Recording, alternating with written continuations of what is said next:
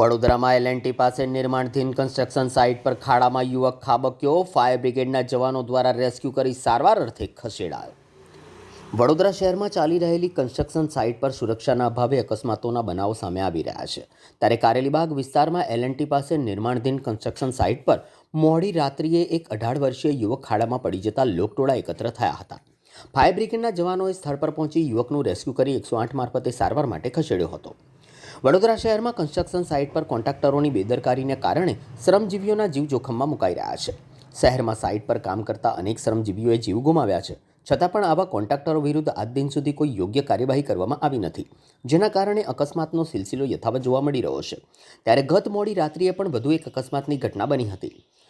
કારેલીબાગ ગુડા circle સામે જલારામનગર નજીક Linde company પાસે એક કન્સ્ટ્રક્શનની સાઇટ ચાલી રહી છે, જેના કારણે ખાડા ખોદવામાં આવ્યા છે. અહીં એક યુવક ખાડામાં પડી ગયો હતો.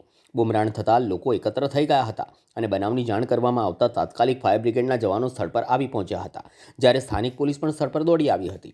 ફાયર બ્રિગેડના જવાનોએ ફાયર ઇક્વિપમેન્ટની મદદથી યુવકને રેસ્ક્યુ કર્યો હતો અને 108 મારફતે સારવાર માટે ખસેડાયો હતો. હાલ આ યુવક શૌચક્રિયા કરવા જતાં ખાબક્યો હતો કે કોઈ અન્ય કારણોસર તે જાણી શકાયું ન હતું. જોકે સ્થાનિકોમાં આ મામલે કોન્ટ્રાક્ટર સામે નારાજગી જોવા મળી હતી.